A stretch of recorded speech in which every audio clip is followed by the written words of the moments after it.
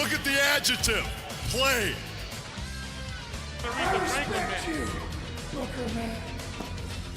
And I have half the brain that you do.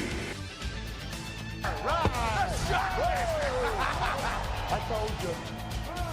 Oh, God. Now is the franchise going to take the Viagra? Gonna put the butts in the seat. Hello there, wrestling fans, and welcome to episode number 73 of Because WCW, the podcast where the big boys play. My name is the Twisted Genius, Dean AS, and I'm joined as ever by sports columnist, features editor of hookedonwrestling.co.uk, and long-suffering Charlton Athletic fan, Liam Happ. Good evening, Liam. How are you doing? Yeah, you just had to bring that last part up, didn't you? I was just about to praise you, Dean, because you're on quite a hot streak of not saying things like sports communist, Yeah, blue tick wanker. that's my favourite. Or making it sound like I'm esteemed, like I'm a tub of broccoli or something. And you had to just go and rub Charlton's situation in my face, didn't you? Well, you lost, we won this weekend, so... Oh, you know. it's about more than just a loss. So that, to bore, but now you brought it up, I'm going to bore our listeners. Basically, during the week before the match, the court decided there'd be an injunction. It was initially turned down, but then the appeal got it reversed. And that means basically that Charlton are going to continue to have a big soap opera squabble over their ownership, necessitated by Cowboys with links to Bury, you know, that team who ruined so much they got kicked out. And the courts decided that those guys can continue to do similar crap at Charlton, who are already under a transfer embargo because of this, who are already super uncertain, and it's stopping a guy by the name of Thomas Sandgaard, a Danish entrepreneur, from buying us. And who knows if he'd be particularly good, but the money's his own, and he's very enthusiastic. So he'd be a billion times better than the long list of Cowboys we've had. So on top of that news that we're going to continue to operate in purgatory, and we're going to have a cloud of administration looming over us the whole way, the side that cannot be bolstered by people being brought in were absolutely wrecked by Doncaster, who are, you know, they're going to be a serious side this season. And their third goal was scored by a striker, John Jules, who, it was confirmed after the match, would have been one of our signings if it wasn't for the embargo. So Arsenal sent him to Doncaster instead, and he dances through our defence and lifts the third over the keeper. The injunction thing just sounds like something involving Harvey Schiller and Eric Bischoff on an episode of Nitro, has to be said. Yeah, it's more depressing than late era Nitro.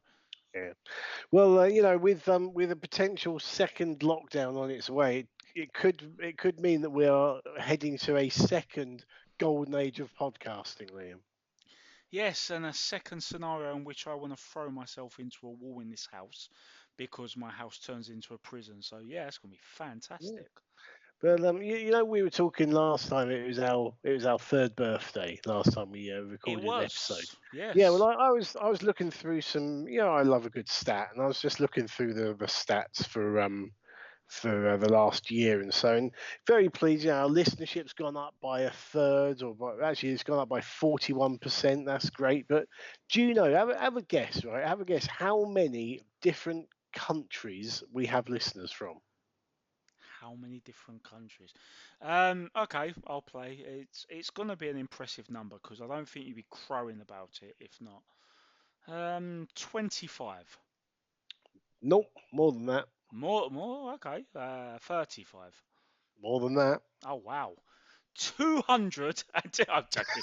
I thought there's only 190 countries. Oh, is that where world. we're at? I knew it was floating around the 200 ballpark.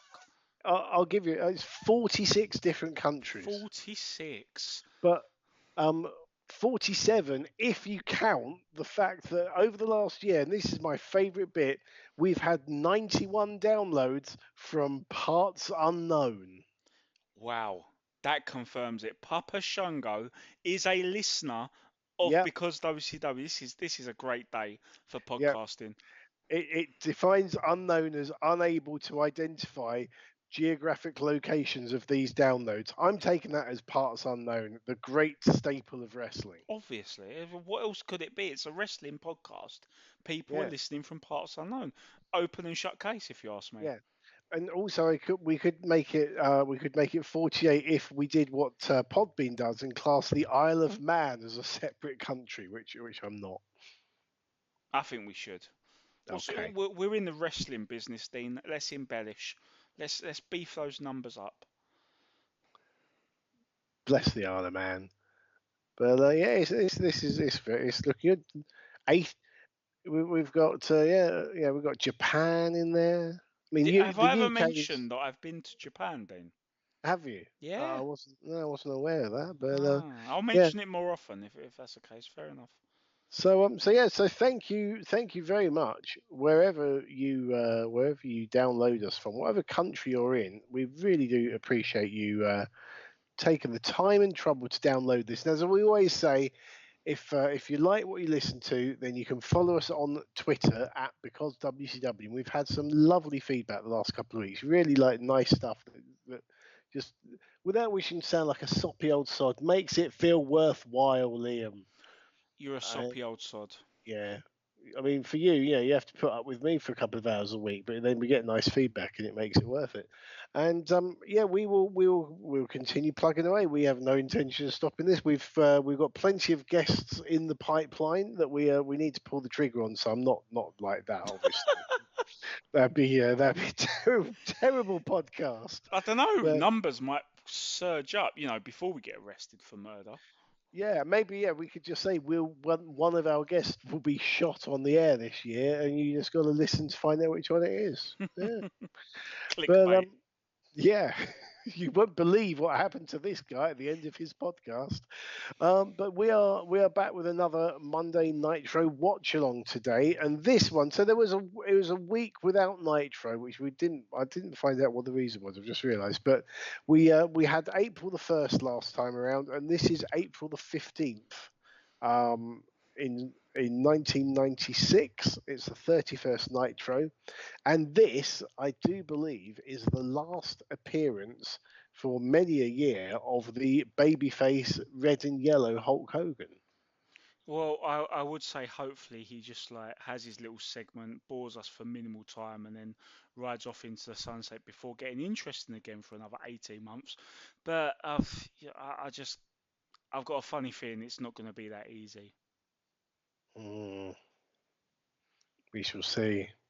But yeah, what happened last time is Flair. We had Flair and Luger for the world title, didn't we? Yes, I'm getting a little bit worried that we've reached the end of the Sting Luger awesomeness already. I know there's not going to be much more to come from it because I know that even before Bash at the Beach 96 and the threat of the invasion. Check out that very recent episode, awesome bumper length episode looking at one of the greatest moments in WCW history. But I do recall that Lex Luger, I want to say at the Great American Bash 96, he was a babyface challenger for then champion the Giant. So I know that we don't have long to go for it, but I was really hoping we get a little bit more of this awesome Sting Luger dynamic, and it maybe have a bit more of a transition that made sense when Luger goes flat out babyface soon after. But by the looks of things, it might be over already. Mm, not good. Oh We were thoroughly enjoying the sort of babyface, sort of heel Lex Luger. Someone needs to bring it back. I think the statute of limitations has passed. Someone should do a very similar angle because Oh whenever yeah. there's a little bit of difference between two tag team title partners, usually it's always the same old tedious thing. They hate each other, they fight each other, but they still manage to easily beat an actual cohesive unit. There are so many other ways to go about an odd couple tag team, but they Mm. still work. You think of Samoa Joe and Magnus in TNA, and there's been other greats like Kevin Steen and El Generico in Ring of Honor. There's ways of doing it without actually Russoing it. So I really want to see the Sting Luger thing show up on WWE TV, but it's wishful thinking. Indeed, yes. Right. Well, if you're ready, then we have got our episode queued up here. On 000000. As I said, it's Monday Nitro from April the 15th, 1996. So, are you ready? I am ready. We will press play in three, two, one, go. Cue burning buildings. Oh, thank heavens for that, Dean. The burning buildings are back. After the last episode, I thought we were going to get put in a wild goose chase there. Well, they caught us unawares, didn't they? But this is against the taped Nitro, so maybe they're taped Raw rather. So maybe they're not as worried. Ah, yeah, they put their feet up. Although I'm sure the commentary will be on point with their little snipes. Oh yeah, well Bischoff knows what he can slag off, doesn't he? Oh, there you Straight go. away. Forget that canned stuff. This is real. This is fresh. This is Nitro. There we go. Oh, he does Bang not on disappoint. cue. He doesn't. We knew as soon as it was taped, Bischoff would be in there.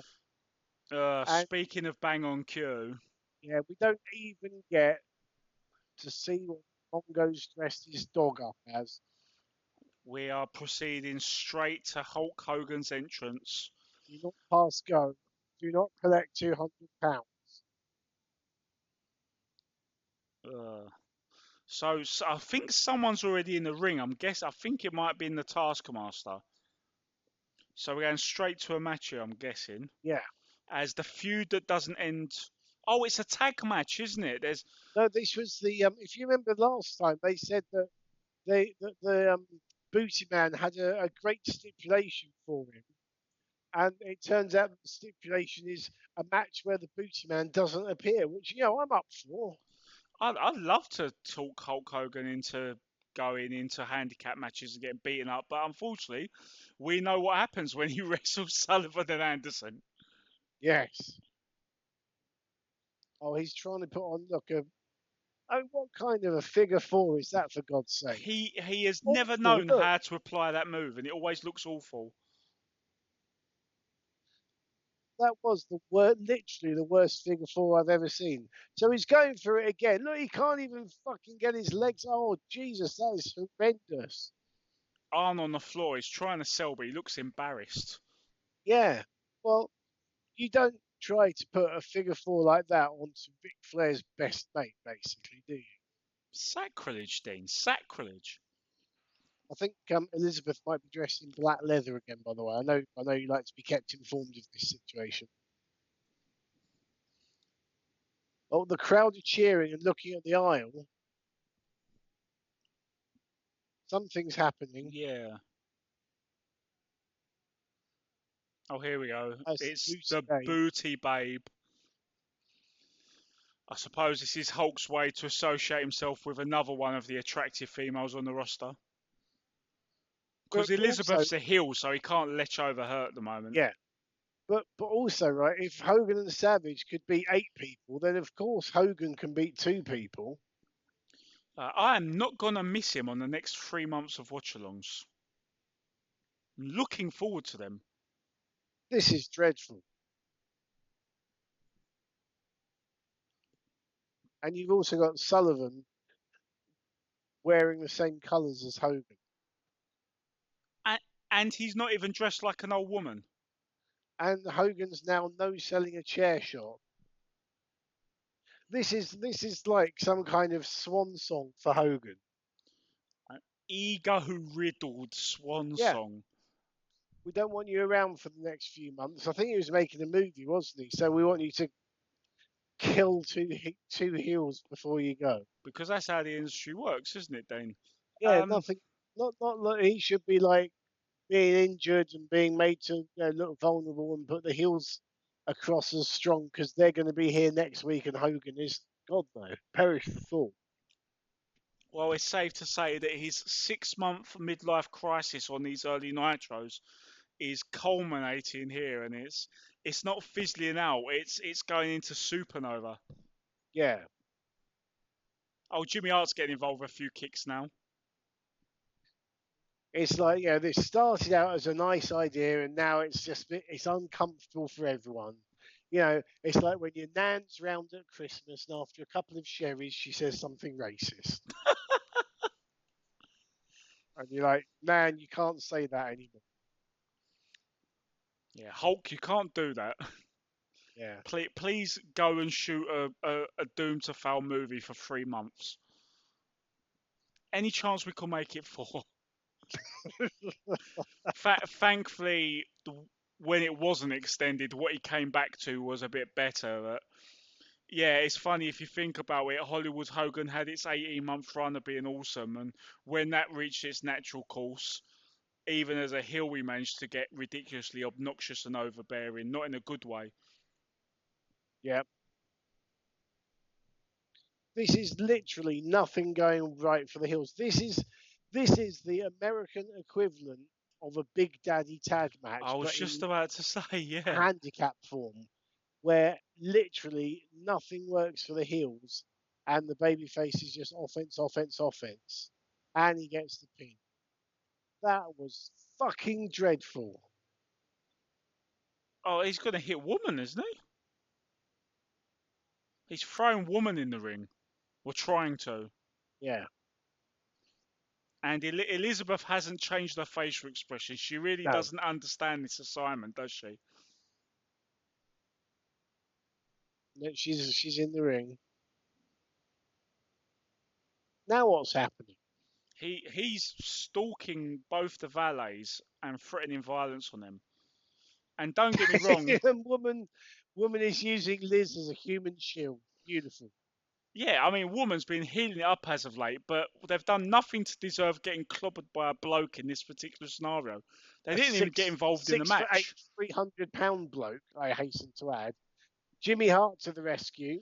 Oh my god, It this was a different time. this is so out of touch. Jimmy Hart's taking Boys, his jacket off, which surely is a signal. Oh, there you go. He's now decided to get Jimmy Hart instead. Jimmy Hart, who's thrown his sunglasses off, which means he's taken a bump. This is what always happened with me as a manager before I got contact lenses. oh, Jimmy Hart had powder, and Hogan Not, no sells that. yeah, because it mainly went over Jimmy Hart.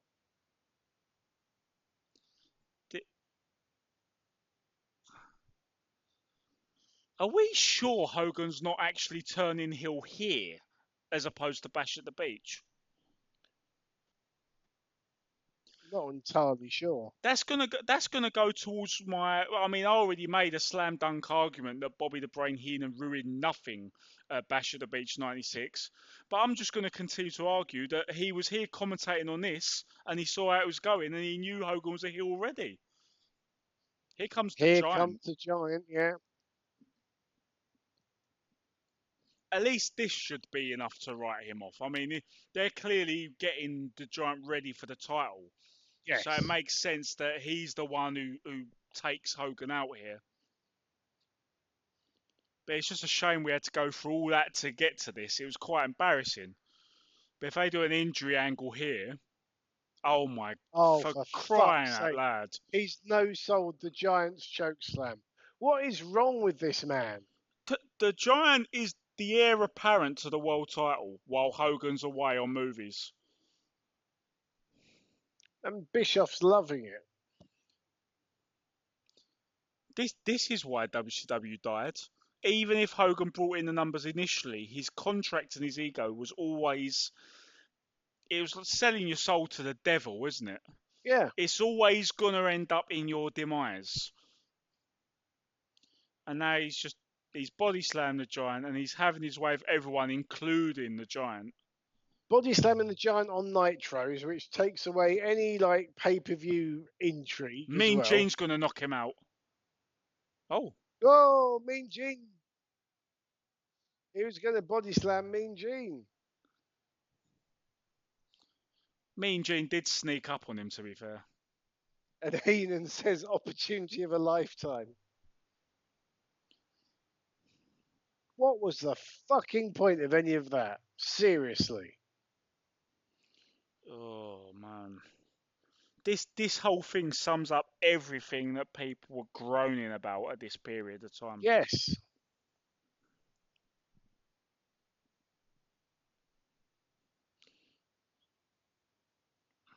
Oh, and the mic's gone. Yep, WCW production.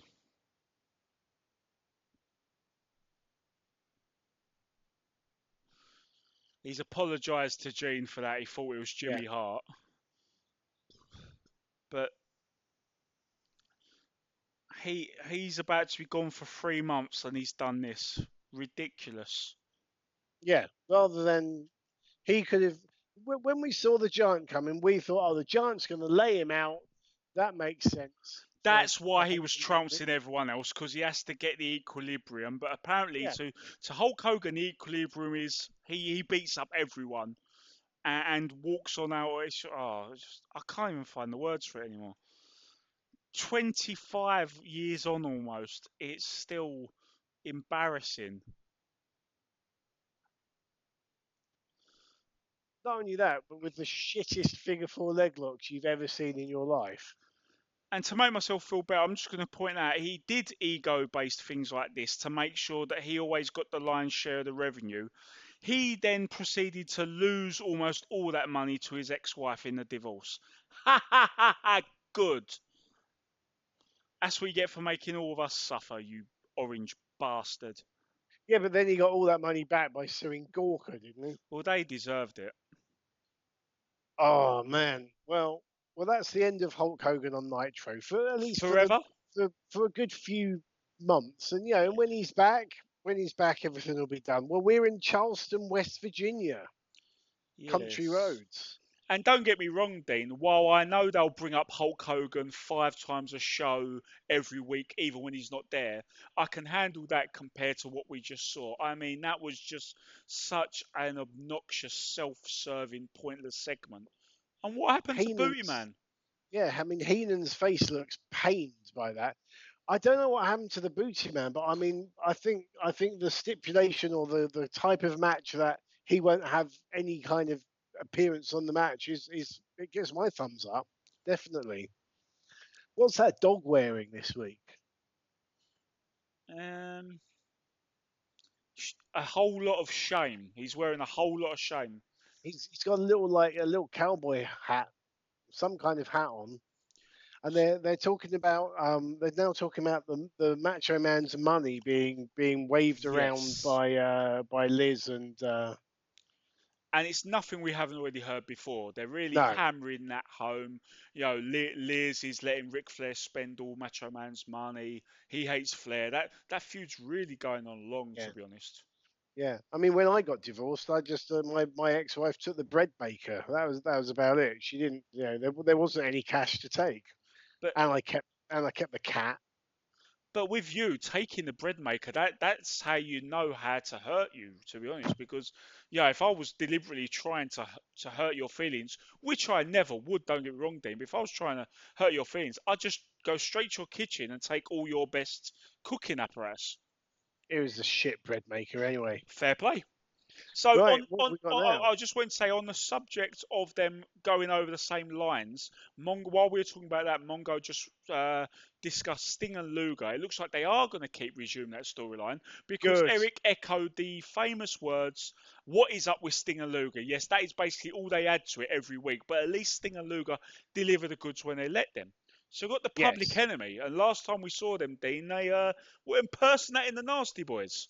Well, yeah, Johnny Grunge was dressed up as Brian Knobbs. So, oh, and here come the Nasty Boys. Oh, what? Did you see that? Oh, he properly twatted him there. 2 vicious shots to the back of the head with a Yeah. trash can. Now, let me just make something clear here. One thing you are taught in wrestling is if you are going to hit someone from behind, so that they genuinely can't see you, you should kind of not lay it in, but you should make some kind of genuine contact so that you've been hit and you sell it properly. But yeah, they most definitely made sure they made some contact Oh, there. That was absolutely. And storyline wise, that makes a lot of sense because obviously these two sides don't like each other. It's a natural rivalry, to be fair. Public Enemy and the yeah, Nasty Boys. And last week in that triangle match, Nasty, Steiners, Road Warriors, yeah, so Johnny Grunge actually came out dressed as Knobs They attacked Knob so he was incapacitated at the ringside. And then in one of the most creative finishes I've seen, if you're going to do a schmoz finish, someone should repeat this. He went in dressed as Nice Boy Knobs and let Scott Steiner pin him. Yeah, it was great. It was genuinely fantastic. We have now got the dreaded WCW double feature TV screen. Oh, it's now, as I say that, it's gone back. But the double feature screen that has Yes. memories, horrible memories of that uncensored tag team match. And also, we recently covered the amazing Bash at the Beach 96 pay-per-view. And these two, so I'm guessing that was when this feud was blown off between these two sides with the dog Yes. collar Oh, match. And they Christ, used I those forgot how screens there. But awful yeah, that match was. you're right, that was a really crappy garbage match. Thankfully, from what I'm seeing here on our screen right now, these two sides are working a much brisker pace, stiff shots, all action. This is more along the speed of what we know these two sides can do in a lawless tornado tag. Yeah, and this is definitely your ECW era brawl because it is basically just hitting people with weapons, and there's not much in the way of a story to this match. It's just stunt show car crash kind of thing. The thing is with a match like this, I think to keep the audience's attention, you have to go at these shots are Sorry. fair play. They're only demonstrating my point. You have to go at a brisk pace, and you have to Yes, really lay in the shots because Sags otherwise just it meanders. charged in. Sorry, Sags just charged in at Rocco Rock from off camera, and it just was a really good visual there. Sorry, you're saying keeping a good pace to the match. Yeah. You're saying. And I suppose to an extent it can't really run too long because otherwise you're thinking, how are they still doing this? And you kind of run out of moves. But this is a sort of match where they benefit from operating at a sprint. Don't need more than 6 to 8 minutes. Just shot, shot, shot, punch, punch, punch, moving all around the pace, and the fans are into it as a result. Yeah, I've never seen a snapmare into a table before, but that's what they did on Rocco Rock, and he's broken the table in half, but it's a table that's been broken at ringside, so you can't really see it properly. I mean, I always thought if you're going to break a table, do it in the middle of the ring or do it somewhere where everybody can see it, and most of the audience wouldn't have seen that. It was a bit odd there. Yeah, I mean, you can get some really good table spots on the outside. A lot of the Public Enemy's famous table spots involve diving to the outside and putting someone through a table. And it does give you more options and you can get more creative. But yeah, it does have that downside. But it would seem a little bit weird if every table spot happened immaculately in the middle of the ring. It would kind of defeat the purpose of a Yeah. innovating violence kind of match. Oh, and Rocco Rock there went for a Sabu-inspired leg drop with the dustbin lid on his rear end, but missed the target. And then we saw the great wrestling logic of where because he missed it hurt him, but had he landed on Sags with the exact same thing under his hiney, that he would have been absolutely fine. Yeah. So we now got the cameraman's now taking a bump. As you do. Yeah, he's back up again. He's hardcore. He should be in the match. Dressed as Johnny Grunge, dressed as Brian Knobbs.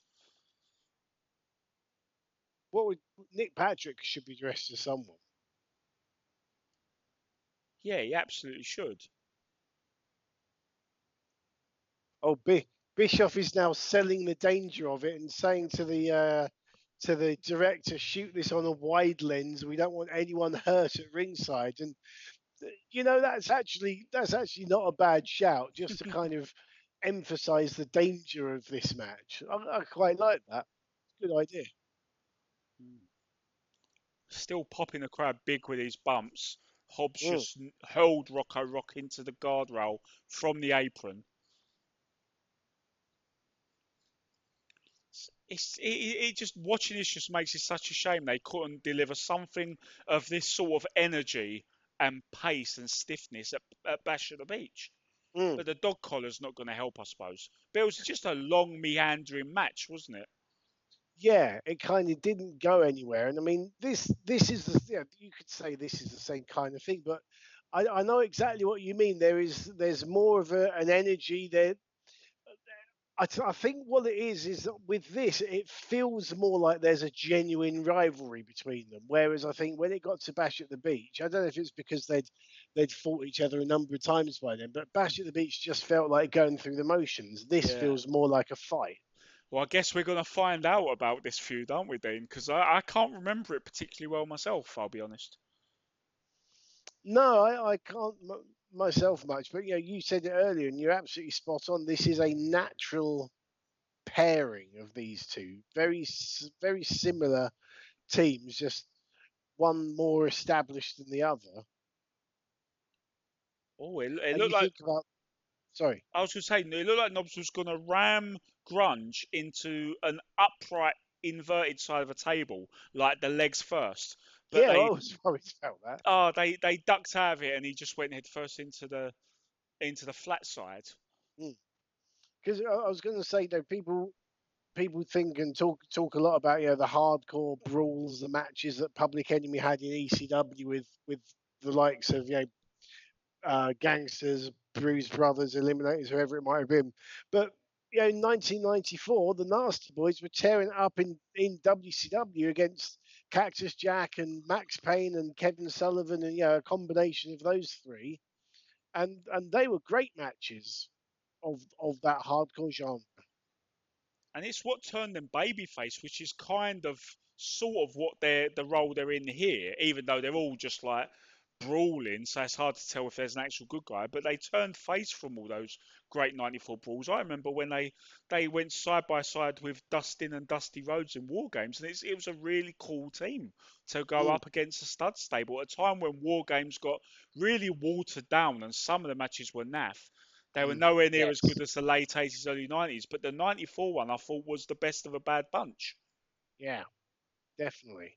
And what amused me there as well was that um, Nobbs went for a pinfall on Grunge, and the referee wouldn't count it because Grunge's foot was on the ropes. It's like out of all this rule breaking and using weapons and whatnot, and the referee is still maintaining the law and order of the rope break. Well, as long as it's not falls count anywhere, he's right to do that because people get confused about that. But at the end of the day, if it's no disqualification and someone puts their foot in the rope, who's going to get disqualified?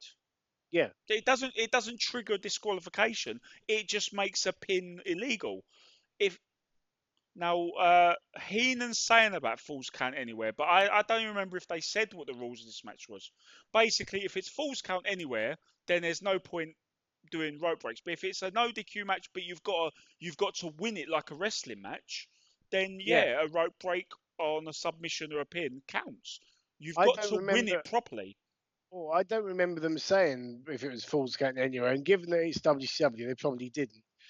And well, Grunge went for a leg drop off the top rope through a table, but Sags moved, and then opportunistically Nobbs dives in and gets the pinfall on Grunge for the win for the Nasty Boys, and they're still fighting now, and it definitely has has a feeling of a genuine a genuine grudge between them. So at this point in the feud, it feels real as opposed to, like I said, at Bash at the Beach where they were going through the motions. Yeah, I mean, because they are a natural rivalry, because they are some of the better proponents of this style when they actually like get the energy in, like they have on this episode. Or we're going to get a drive-by from just did their drive-by thing where they dive onto each other and onto Sags, putting him through a table. So yeah, this feud must continue. But as long as these matches deliver, you could have these guys feuding for God knows how long. But as we Mm, know with retrospect, Bash at the Beach '96 was just a dreary mess. So that's the point where you're like, right, diminishing returns, get the hell away from it. yeah. So here we go. Just seeing the replay. Nobbs dodges the table dive and Sags pulls Rocco Rock out seamlessly at the same time, and that leaves Nobbs to pin Grunge, who, by the way, did you see the number on Grunge's jersey? 69. Nice. And we just get a replay of that almighty clobber with the rubbish bin at the very beginning of the match. So Right. you said about that being the way how they cue their opponent Yeah. that they're doing it. I have to ask you, is that why some wrestlers who perform a blindside attack, like when they put their forearm into their back, is that why they always make those weird grunts, like while they do it? It's like an Yeah. audio cue as well. Yeah, because if someone's attacking you from the front, you will obviously sell it because you can see it. But I have had very early on in my managerial career, before I was clued up on that, I remember hitting someone from behind, not touching them, and because they didn't realise it, they didn't sell it, and it all looked a bit daft. So yeah, just you just make sure that you always hit them See, somewhat. Austin Powers had the right idea. That's why he'd always loudly say judo chop. Well, we've had the music of what I thought was going to be Lord Stephen Regal, but it is actually Earl Robert Eaton with Jeeves, who's got a very good Jeevesy type face. But I do seem to remember that this man Jeeves was also the man who was inside the suit of Wildcat Willie, if you remember that mascot. He's also wearing a barrister's wig because British. Yes. You know, because you might as well stick a cup of tea on him as well. Oh, he's going up against the Macho Man, isn't he? Yep, that's the Macho Man's music. Well, you know what I'm going to ask you next, Liam. Are we going to follow the Macho Man Nitro formula? I mean, I can't see Macho Man making much more effort than that for someone of Robert Eaton's stature. But if we remember that this is Bobby freaking Eaton under a gimmick, if anyone could easily just go out there and wing an amazing match with Macho Man, it's him. But then Yeah. Macho Man was always a meticulous layout in advance kind of guy. So, Plus, if Eaton is going to get the lion's share of the offense, then that's going to be good quality offense. yep, sold well by Savage, slickly Yep. delivered, and then whoops, mischarge, axe handle, elbow, good Well, night. I was just about to say, for those who may not be familiar, what is the Savage formula? But yeah, you just hit it. It's the heel dominating the match until there's a miscue of some sort, and Savage just slips in with the big elbow. It's been commonly referred to it, but when other people use it, I think I've heard a lot of writers refer to it as the semi squash, half squash, where is the Savage would basically sell non-stop like he was being squashed, but he would end up taking the finish. Hmm. Maybe a reverse squash is another name for it. But yeah, because we see it on these Nitro Watchalongs so much with the Macho Man being the one who utilises it, yeah, it's the Savage formula. Okay, so here we go. Match has started. Savage on the offense to start with, at least.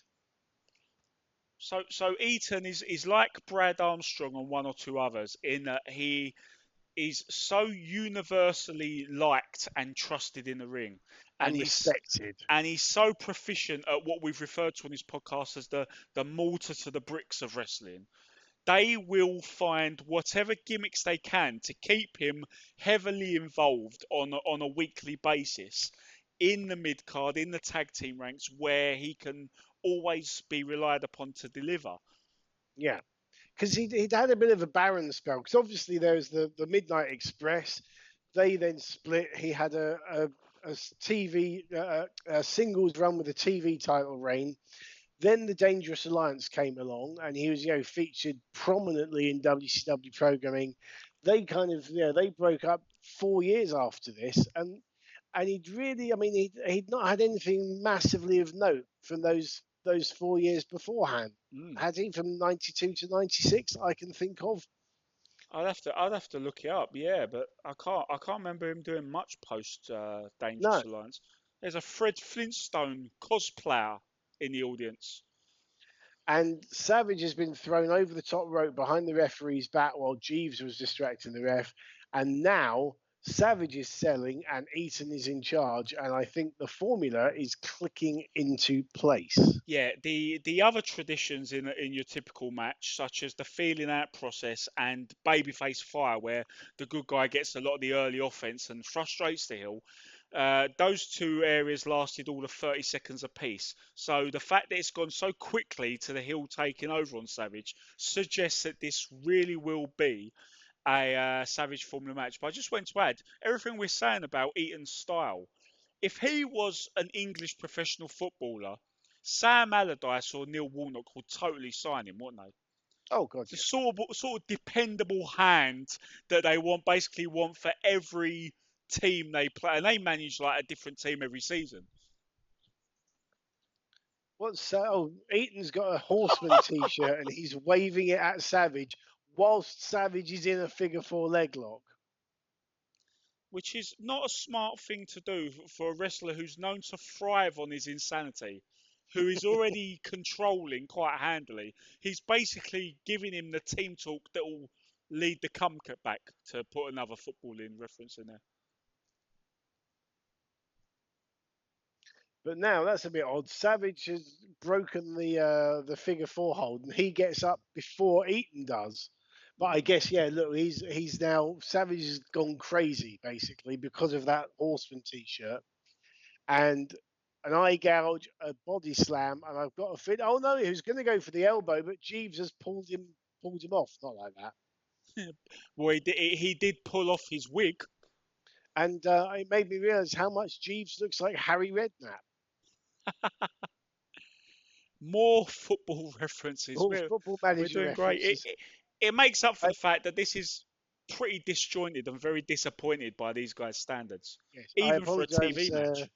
I apologise to our American listeners who may not know what the fuck we're talking about. But Even normal those service in will be Wisconsin, resumed. Dean, Even those in Wisconsin. because there are a couple. Big elbow, there it is. Not quite out of nowhere, but nobody gets up from the big elbow apart from obviously Hulk fucking Hogan. So it was a bit A to B, but it was also a bit all over the shop, wasn't it? Well, It I was think quick at it kind least. of it told the story of Savage being beaten up and then being riled with the Horseman t-shirt, flipping his lid, and there he goes. He's thrown the referee down as well now. Oh, I think he might be getting disqualified now. He's going for Oh another yeah. elbow. So, yeah, this is putting across the fact that Savage has gone crazy. Yeah, I believe that there is a point in time where he gets suspended. Maybe this is it. Hacksaw Jim Duggan and a couple of other low carders Oh, are out. Hacksaw Jim Duggan, Alex Wright, and someone I don't recognise. Yeah, they stood in the way so he couldn't connect with the elbow, and he dove anyway, and he Got out of won the the way. game of chicken. They all parted like the Red Sea, but now they're holding him down. He's being handcuffed. I didn't realise security had the power to do that. Never question the authority of Doug Dillinger.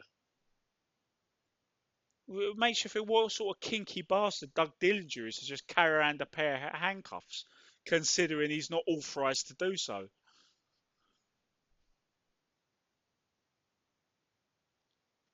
He's Doug Dillinger. I remember when we saw him at a WCW show, he had what looked like a never-ending bucket of chain. I have no idea why he needed a bucket of chain, but he had it. There wasn't a chain match on the card, was there? No, it was just a chain in a bucket. Yeah, that confirms it. Doug Dillinger is one kinky dude. Oh, that's hard work, Bobby Walker. I knew that because he's got hard work written down the side of his tights. Is that one of the wrestlers who ended up having a brush with the law after those things? No, that was Hard Body Harrison. Ah, that's the Who confusion. was basically pimping out women, and I think kind of like some sort of like modern day slavery type thing. Yeah. Yeah, Pro not wrestling, it attracts the classist, doesn't it? exactly, yeah.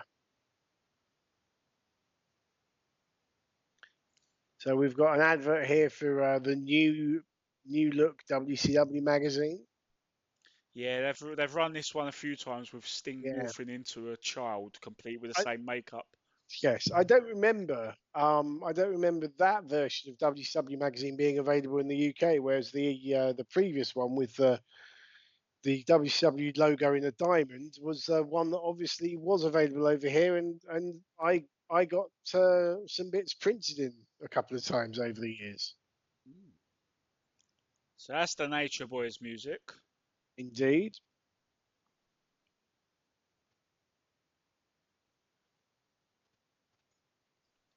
And Bischoff is putting this audience over. How the fans have been on their feet for the whole show. Here comes Flair with Woman and Elizabeth back again. Second match of the night for them. Still in leather. Just if anyone was wondering. So Yeah, still in the same outfits that they wore earlier. this is Flair and the Giant, and these two battled a couple of weeks ago for the world title, in which Flair made the Giant look like the man. But apparently they're buddies here. Well, I think this is the start of what has been a feature of Paul White's career of flip flopping between babyface and heel, and people not really knowing what the hell's going on. Oh, is that Deborah McMichael? Yes. This is becoming a weekly thing, isn't it? Yeah, Flair chatting up Mrs. McMichael. So you can see where we're leading to. I believe this is for the Great American Bash. We've got Slam Breed come, but they're starting some storylines, which is why we're suddenly remembering the feud with Flair and Savage that's dragged out a bit. They do that a lot, don't they? Or in this early Nitro area, they'll have a feud, a storyline going. Sting and Luger are coming out. They're another example of this. They'll kind of peter out of what they're doing, and then a couple of weeks later, they decide we want to reheat this, stick it back in the microwave. Mm.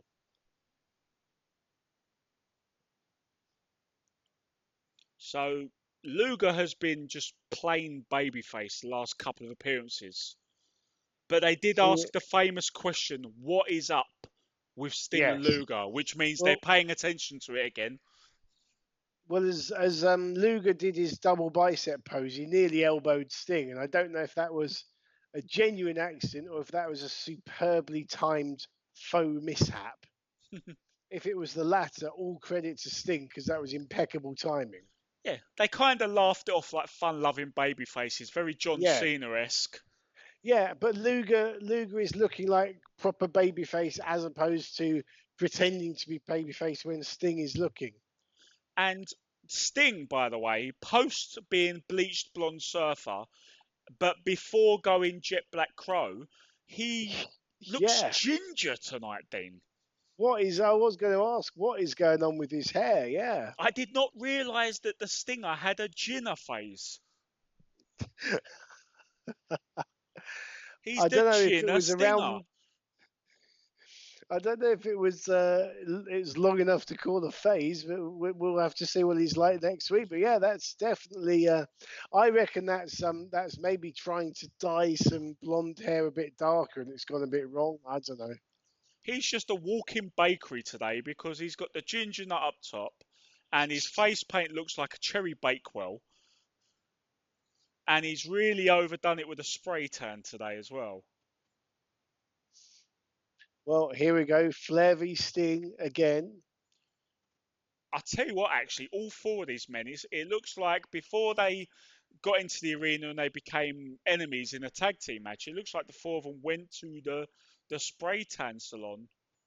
They are I all think so. particularly lobstered up on this show. And all the same shade as well. But that might explain Sting's hair, actually. Maybe he forgot to wear the cap. Ah, yes. That might be the issue there. There we go. Sauced it. And that's not face paint. That's sunburn and Cherry bits that were Bakewell. covered up. Yeah, and Cherry Bakewell. So here we go. We know exactly what's going to happen soon.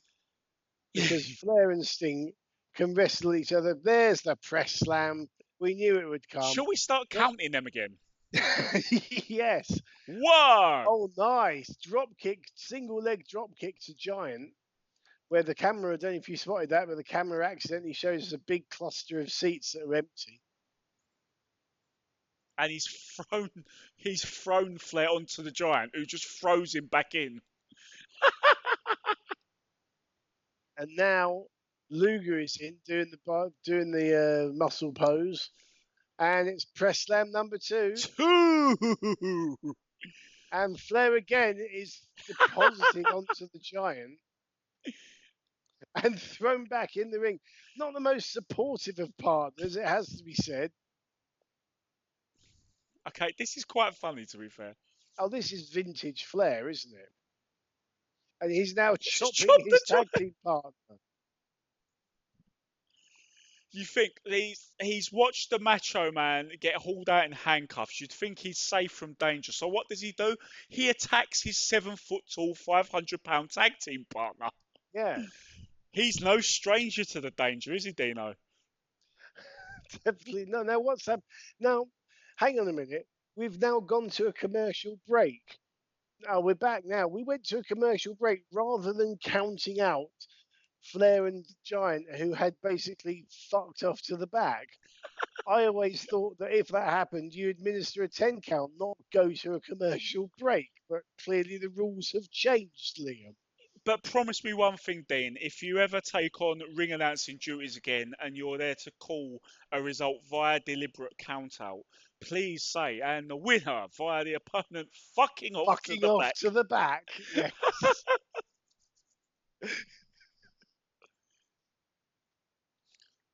So it's been comedy match so far. It's been Flair and Sting doing their routine, Luger and Sting doing pretty much the same routine. Some funny spots with the Giant and some overall craziness. Sting and Flair, they've got kind of new looks today, but it's the same old wrestling match between them. Not even Oh, necessarily a complaint either. I can, as many times as you see it, you can still never get bored of watching Flair v Sting. It kicked off the Nitro era and it ended the Nitro era, and they played those hits about 30 times in the interim as well. Yes. One of the questions on the WCW Monday Nitro round on the Hooked on Wrestling quiz a few weeks ago. Every Sunday night, 8 p.m. UK time, folks, on the Hooked on Wrestling Facebook page. I am a sometimes player and an occasional host. It's good fun. But don't worry, everyone, you won't always be expected to answer questions about WCW. You Oh don't no, have to be as sad as us to win. it was a special for Nitro Week on Hooked on Indeed. Wrestling. Mongo's complaining about these two Wildcats getting involved on the outside. To clarify, as usual, woman is cheating rampantly. Miss Elizabeth is stood there wondering which of her two facial expressions to employ. Did she applaud as well? I'm not sure. I'll have to go back and check. That would be the headline, wouldn't it? Also, have you noticed how Elizabeth's jacket makes her look like a little bit like an East End pearly queen? Oh, thanks. I was really enjoying Liz in Leather, and now you've ruined it for me. Good, thank you. As an exiled Cockney, I do not want to think about bloody pearly kings and queens. I've never understood what the hell that's all about. I don't understand a lot of logic that emanates from East London, to be fair. Fair enough. West Luger Ham is, United, yes, you know, in the East End. what the hell? So Giant is now in the ring with Luger. The match has got more serious now, but Luger is basically being thrown quite literally from pillar to post into one corner to another by Giant, who now tags in Flair. And yeah, Flair and the Giant are right as rain now, as per the storyline's necessity that the Horseman and the Dungeon of Doom fall out and make up again every 15.47 seconds. I've known couples like that. Yeah, there's a margin for error, but roughly every 15.47. Yeah. But Luger has wrestled this match absolutely pure babyface. Yes. He's now in the figure four, and unlike uh, Robert Eaton, Flair's not dangling a Horseman t-shirt while applying a hold. Yes. He's missing a beat, if you ask me. But he is getting help from Woman on the outside. Excellent. I suppose that assignment was also too difficult for Elizabeth. Yep.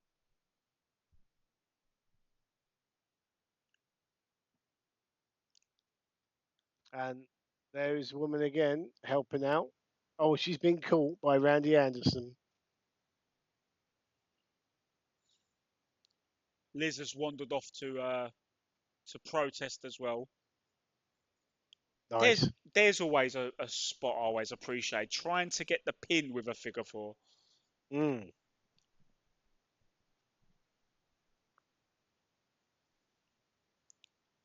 Another Flair staple there. He shoved the ref and got shoved back. Yep. Sorry, the referee is Nick Patrick, not Randy Anderson. Beg You your were pardon. hoping it wasn't Nick Patrick, weren't you? I was, yeah. At least he sold the shove okay. You never have to. Oh, yeah, that's true. I was not. He didn't have to take a bump off it, you see. I wouldn't have put it past him to have blown that, but no, he did all right. It's press slam number 3, but this is on Luger by the Giant. Still counts. Yeah. And now the very simple move of just walking on Luger like a doormat, as Heenan says there. Yeah, I mean, the Giant has proven he can hop the ropes, he can drop kick, he can do some really impressive stuff, but sometimes you might as well just take that route and do the step on the opponent because it looks incredible for a man of that size. So you might as well do it. Yeah. And, Eric Bischoff hasn't been lying here. This crowd have been hot the whole show. It has been a good crowd, and with the exception of that nauseating stuff at the beginning of the show, it's been done with a lot of energy. Even Savage and Eaton, which I personally I just thought it was a bit lousy for what they can provide. At least they kept it brief and they hit the notes of the story. It was brief and inoffensive, as opposed to the Hogan match at the start of this show, which was brief and offensive. Yes. Here's the stinger. And again, crowd big pop, and a fourth press slam. Lovely drop kick. Mm. I know. And second cameraman bump of the night. I know the prerequisite these days of drop kicks is to get that flip afterwards and look really majestic. And I love those drop kicks as much as the next guy, but I always appreciate Sting's drop kick. He just go up on his side and pump both feet into the opponent's chest. Classic drop kick and a lovely superplex. Right, Sting is now going for the Scorpion. Luger has cut the Giant off from making the save. Liz is now distracting Nick Patrick, and Woman was just about to get in the ring to throw a coffee at Luger. Luger ducks, and Sting's taken the coffee in the face. Luger now getting choke slammed. So are we now building up tension between Luger and Sting? And a big choke slam for Sting as well. Giants running rampant over everyone. That was a really lousy way of trying to do dissension because you can't really blame Luger for dodging hot coffee being thrown at him. No. In that sort of moment, how you Flair is trying to cover Sting and insisting on getting the referee to count, and they're swinging at Nick Patrick for not counting. And now doing the strut. I do love Psycho Flair. Oh yeah. But yeah, you're right. It is a natural reaction, funnily enough. If someone's about to throw coffee in your face, you'll duck. Yeah, knowing that time is running out on the storyline anyway, and given that they've, like, from the booking perspective, they have ignored it for a couple of weeks, and they've lazily shouted, "Oh, what's up with Sting and Luger again?" to reheat it, and they've done that and tried to build dissension off of it. I think I'm ready and willing to call it on the story. I think we've seen the best of it, and it's gonna go. Yeah. Without any real conclusion or payoff.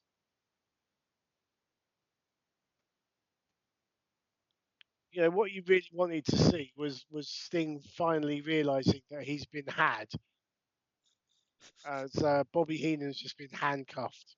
Why? Hang on, you asked about Doug Dellinger. Why has Eric Bischoff got a pair of handcuffs on? Well, Heenan had them for some reason, and Bischoff pulled a fast one and tricked Heenan into putting his arms out to. I don't know what that was all about. I suppose they finished the last broadcast, which was 2 weeks ago in real time, with the April Fool's gag, didn't they? Mm. I suppose they're trying to all American wrestling this, but they're not Heenan and Mean Gene with a end of show gag. It's not really working. Yeah, or Heenan and Bobby, Heenan and Gorilla rather on prime time. That was the Yes, best. very true, very So true. that brings this episode of Nitro to an end.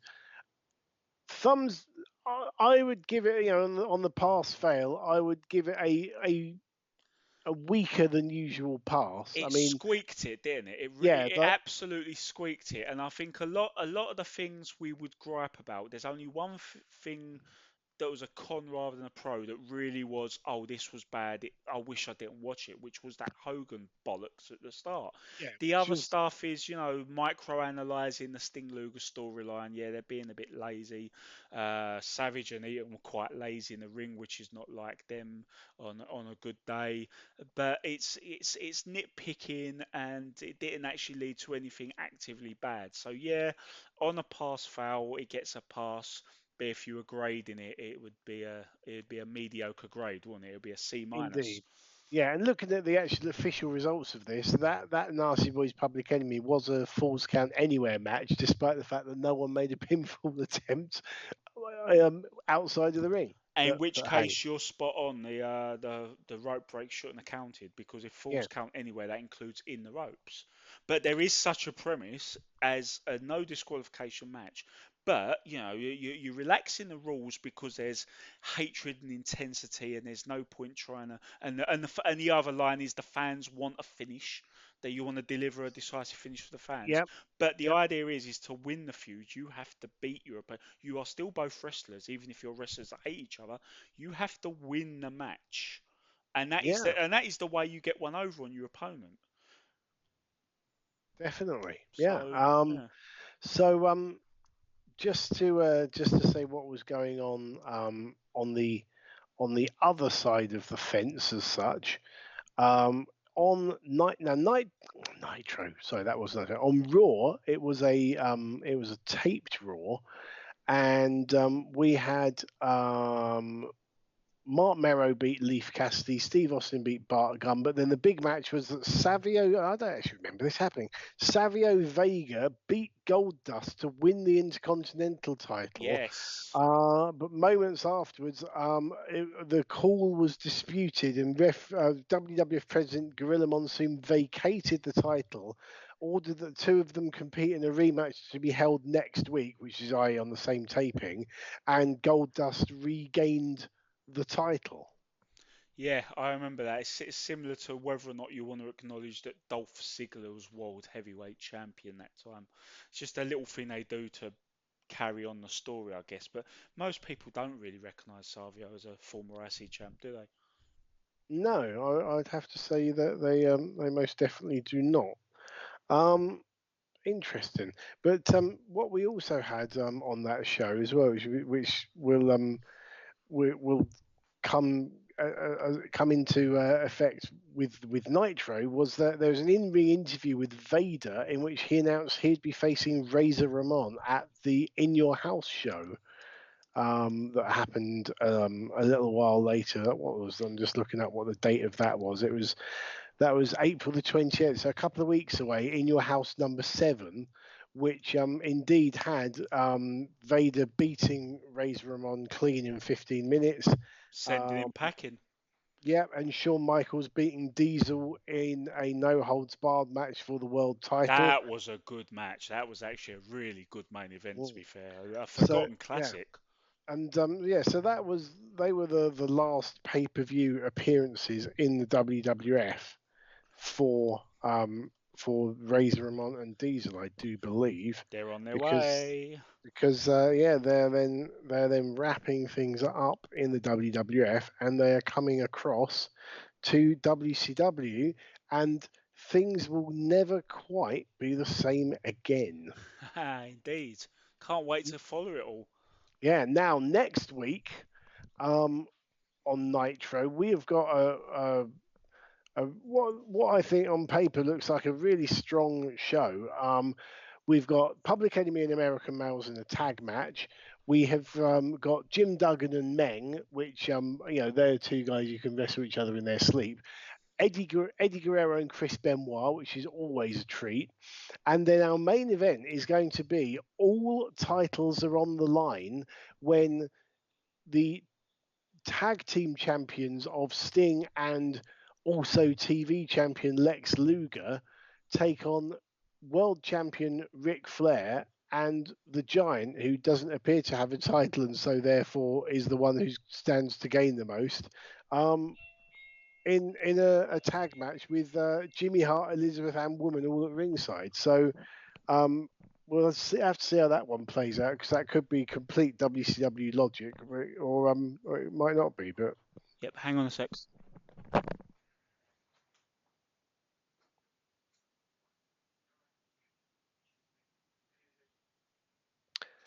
I've got a feeling, ladies and gentlemen, that that distraction might be Liam's Chinese takeaway arriving. Yes, it was. So we well, what a way to wrap the podcast up. So on that note, ladies and gentlemen, as Liam prepares to dive into his chicken chow mein, on behalf of him, this is me, the Twisted Genius, saying thanks for listening, and we'll see you ringside.